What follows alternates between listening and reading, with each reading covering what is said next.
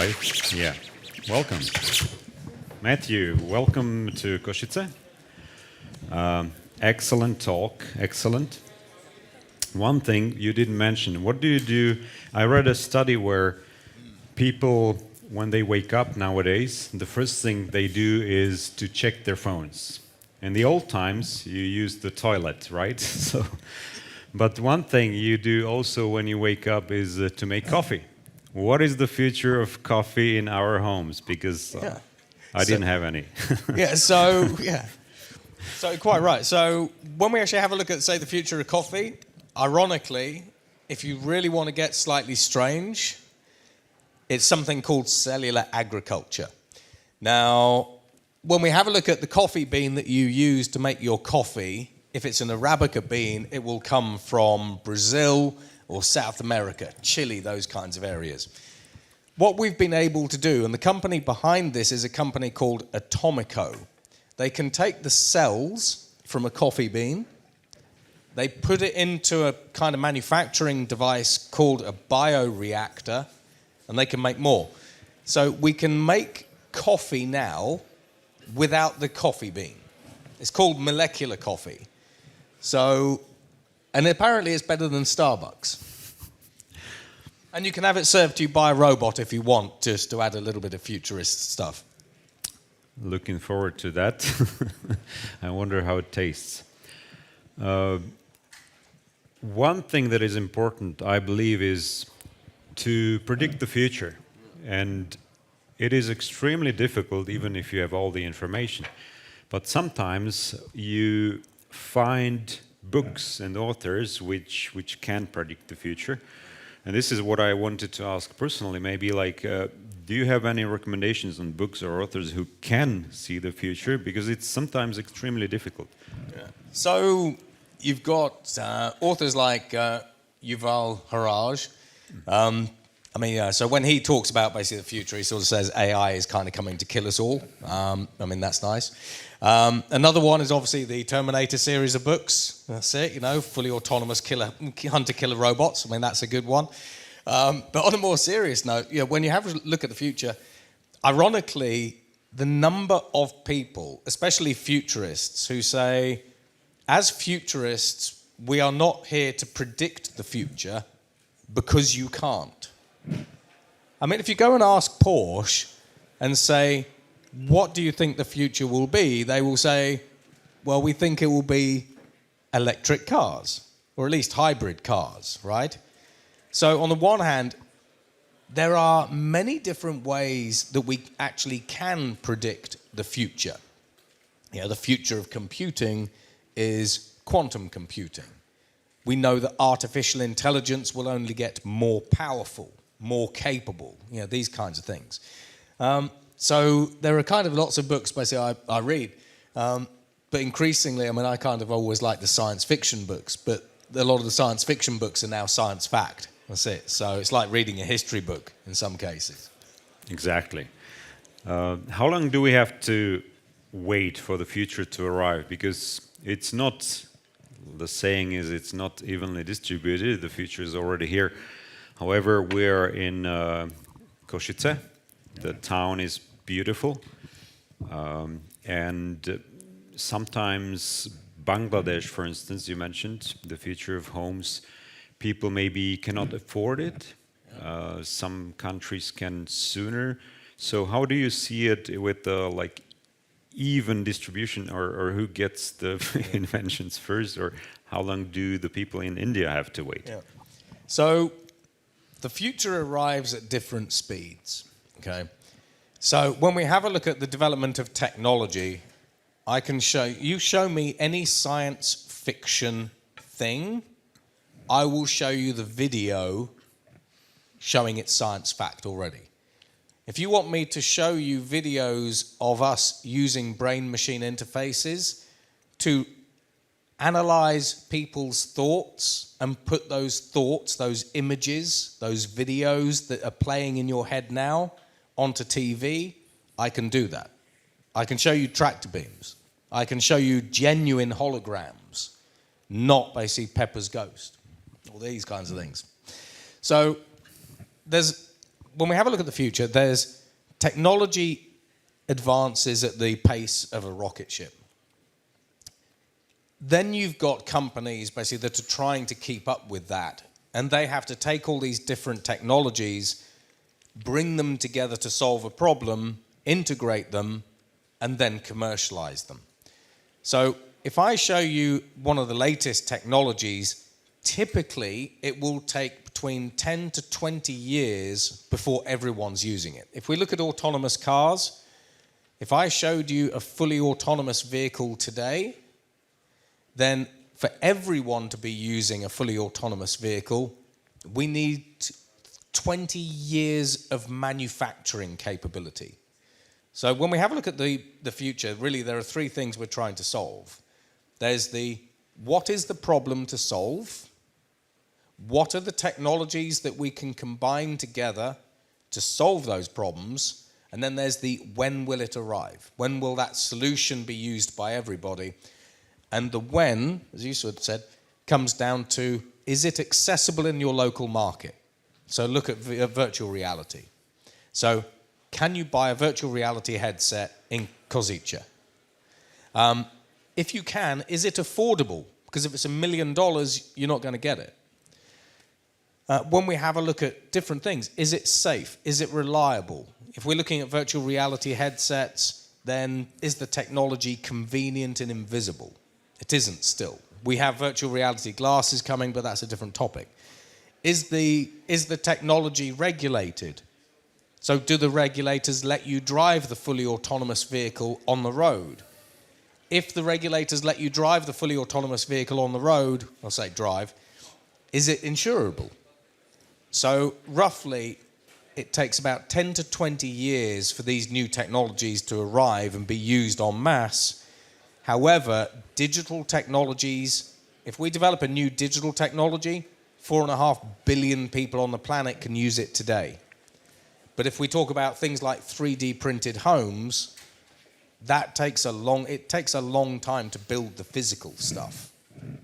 So digital change is faster than physical change.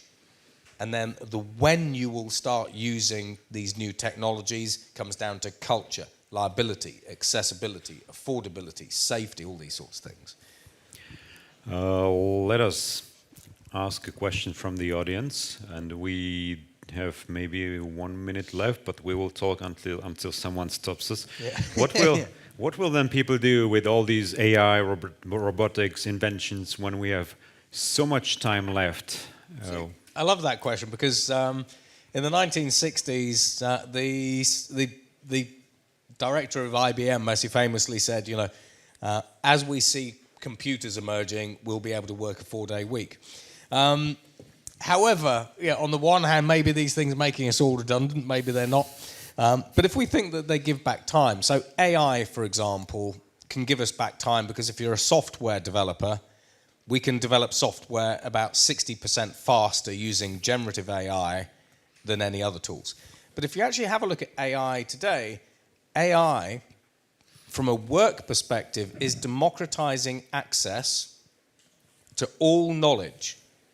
So everyone in this room has access to almost all of the world's knowledge. What do you do with that? Secondly, they're democratizing access to almost every skill. For those of you in the room that didn't learn to code at school, you can use an AI to write code. For those of you that didn't take rocket engineering at school, you can use an AI called Hyperganic to design a rocket engine. You can use Google's AI to design new drugs and treatments.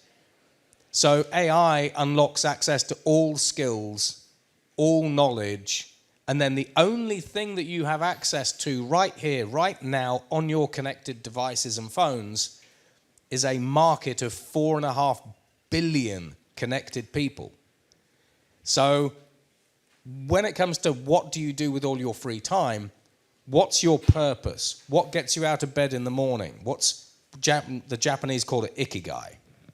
What's your purpose? What's your mission? What do you love doing? So as you get time back, what do you love doing? And then what are the tools and technologies that can help you achieve that? Good question. So with a deeper answer than you might have thought. There are questions about assistance, government control, oversight, but I would like to summarize it into maybe, do we have 10 more minutes because there were changes in the program? Yeah. Or 1 more minute? Someone said yes to 10. I'll try to rephrase it. There are different views on the inventions. The question is, how do we set and discuss priorities? Because Košice need different solutions than other countries, than, let's say, Amsterdam. How do we make, like, I don't imagine there is one government, world government, that sets the priorities, but people need healthcare, right? Yep. And self-driving cars maybe. So how do we prioritize? What is your take on that? So prioritization, so when we actually have a look at it at a country level or a regional level or a neighborhood level, you know, what are the priorities? So I generally suggest that at an early life, basically priorities are good health, so that's good health and wellness, and education. If you have those two things as a basis, then you can tackle most of the things that are coming at you in the future.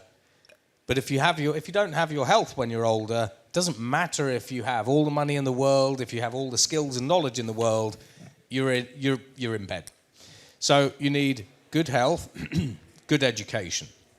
Now, the way that we kind of do this, basically, are things like designing neighborhoods, basically in particular ways, and so on and so forth. But in terms of prioritization, that is down to either the government or you as a community to decide what your priorities are. Once you've decided what those priorities are, there are technologies and tools that can actually help you with those priorities, but increasingly it's like, how would you develop them? You know, so for example, when we have a look at OpenAI, OpenAI is exporting American values to the rest of the world. You know, the AIs that you're using are American. They aren't Slovakian. So we talk about technological sovereignty, you know, because the needs of Košice and Slovakia are different to New York, for example. So prioritization comes down to having conversations and debates basically within your local community to really understand what matters, the values that matter, and what the major problems are. And once you understand that, then you can talk about what are the solutions. That reminds me, education is one of the priorities I see kind of on a, like, almost number one. I have kids, they learn English with Alexa assistant. There's a question about assistants. With Alexa, they have been able to overcome this shyness of speaking to foreign person in foreign language. So what I observed is they are very happy to talk to Alexa, command her, Alexa, what is 5 times 4? Do homeworks, so I'm happy father with less work for myself. But if you extrapolate to, let's say, 10, 20 years in advance and they'll be adults, yep, what will their kids experience in terms of education at home? Yep.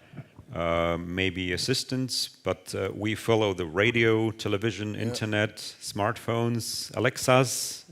What is next? Yep. So I'm a lecturer for organisations like Carnegie Mellon, Michigan State, University of Greenwich, UCL.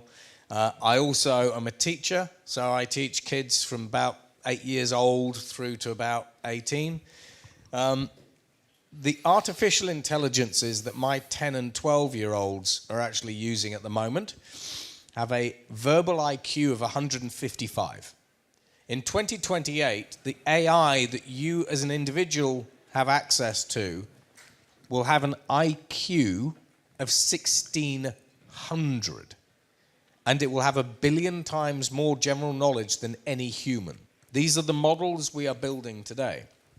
So when it comes down to education, on the one hand, you've got formal education, which is teaching you the same stuff that it taught you 100 years ago, right? Maybe 200 years ago. My students in the UK tell me, or they say to me, Why is it that education today is teaching us about the past, but not the present or the future? So on the one hand, think about that for a start. The formal education system is broken.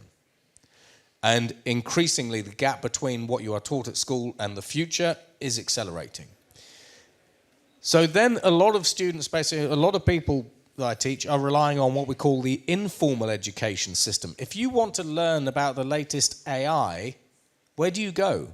School or YouTube? So increasingly, through AI, we can have digital humans. My daughter was 9 when we used an artificial intelligence to accelerate her learning 12-fold. We crammed a year's worth of education into 3 weeks for her. And she's dyslexic. When you look at how AI can be used, and these other tools can be used to help you learn new things and learn faster, they are staggering. And a lot of that's on my YouTube channel. So if you go to the YouTube channel, you can see the trials that we ran, how we did it, and the results. So if you have access to an artificial intelligence that has 1 billion times more than general knowledge than any human, you simply say to the AIs, I would like to learn how to code. I would like to learn about war strategy. I would like to learn how to build a rocket. And if you know how to use these AIs, they will help you. But at the moment, we're early stage. But as these AIs become more multimodal, they can then start creating the video. So when you say, how would I create a rocket? They will start putting a video together and saying, this is how you create it. This is the ignition chamber. You know, these are the chemical reactions you need, and so on and so forth. So if we do it right, we can use technology to unlock and democratize education for everyone on the planet, whether you are young or old. I guess it's then a tool like any other, similar to like hammer or dynamite, which can be useful or destroy us. The question about Skynet and Terminators, I see there with 0 votes, but still I'm going to ask it. Let's rephrase it in this way. We're at home, my vacuum cleaner has now a map of all the rooms, my Alexa can listen to our conversations. What can we imagine as the worst case scenario at home in future that some people, apart from stealing our digital wallets with bitcoins, will be able to achieve? So on the one hand, you know, when we have a look at cyber criminals, they're after your digital stuff, you know, whether it's your crypto, your NFTs, whatever it happens to be, whether it's your bank accounts. But really, I think the worst thing from a home perspective is that there's kind of 2 things. Firstly, the technology companies that you're inviting into your lives, there's no privacy. You have no privacy online, you have no privacy offline at all. And the enforcement of privacy comes down to regulators. I know that the Americans continuously laugh at Europe because Europe has some of the strictest data privacy laws on earth. But do you really think that Facebook values your privacy, or TikTok? They collect 5,000 data points on you. You are their business model. You make them their money. So on the one hand, these new technologies can completely strip away your privacy. Using the Wi-Fi, I can tell you if you're going to have a heart attack and when you're going to have a heart attack. I can send that information to your life insurance company, who then terminate your cover today. So on the one hand, we've got the wrongful use of your data by companies that want to profit from it and avoid paying out on life insurance or whatever it happens to be. Secondly, though, basically, we've got criminals coming into the home via connected devices. So, for example, we've seen criminals that have been spying on children through the webcams. What happens, basically, when your child is talking to Alexa, but as a cyber criminal, I've twisted Alexa, now it's radicalizing your child and teaching them extremist content. So we have to be very careful about what we trust, the security of our homes and our devices and our systems, but we also need to make sure that we are doing our best to protect and control our privacy. Because I can tear you down. I can steal your identities. I can do all kinds of different things. But all of these are solvable. But we do need much more regulation in this space.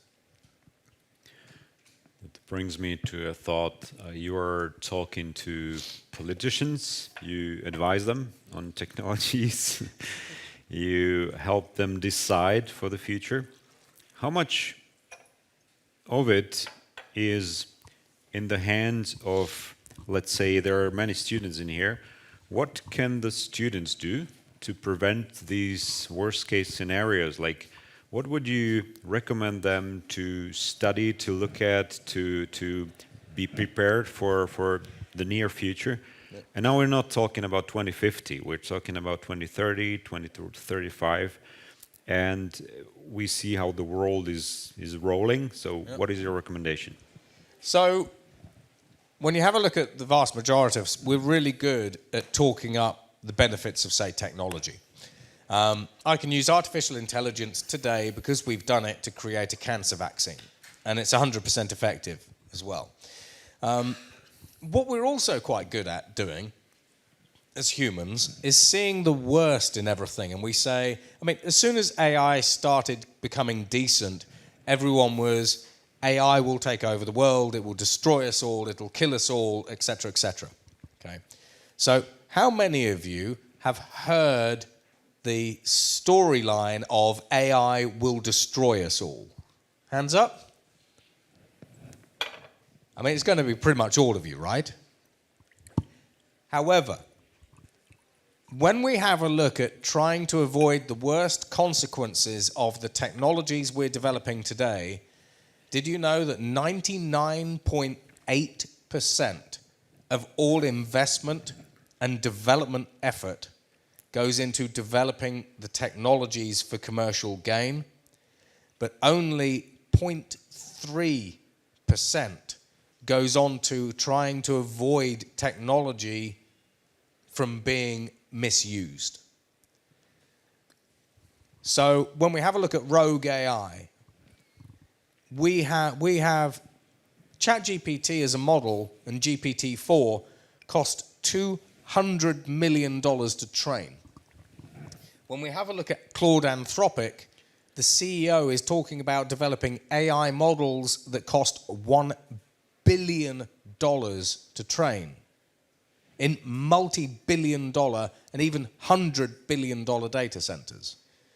And yet, do you know there are only 3 companies and universities that are working on containment algorithms to try to control AI if it goes wrong? Out of all of the last year, $700 billion worth of investment flowed into the development of AI. About $200,000 went into containment algorithms to try to control rogue AI. As humans, basically, we are fantastic at saying this is how we destroy the world, this is how technology destroys the world. We are absolutely awful. I mean, look at climate change.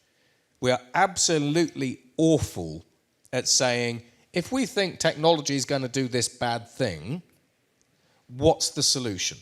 So in answer to your question, one of the things that we can actually do is you get together in wargaming. So you come together like this, and you say, how could technology do something bad? And you talk about it, and you come up with a giant list, right? And then you say, well, okay, if this is the list of bad stuff it can do, how do we stop it? And then you try to turn those into solutions. And then it's down to governments traditionally to say, right, if you've developed a kill switch, that kill switch needs to be in the AI. So if the AI goes rogue, you can do a kill switch. And in California, they're about to pass a bill that means every artificial intelligence that's being developed has to have a kill switch. Guess how many AIs today have a kill switch? None of them. Let us end with this beautiful sight into the future. Thank you, Matthew. We unfortunately ran out of time. If you want to get Matthew a beer after this talk, please do, or brinzové halušky. He will be more than happy to taste it. Thank you, everyone. Thank you for the questions. Thank you.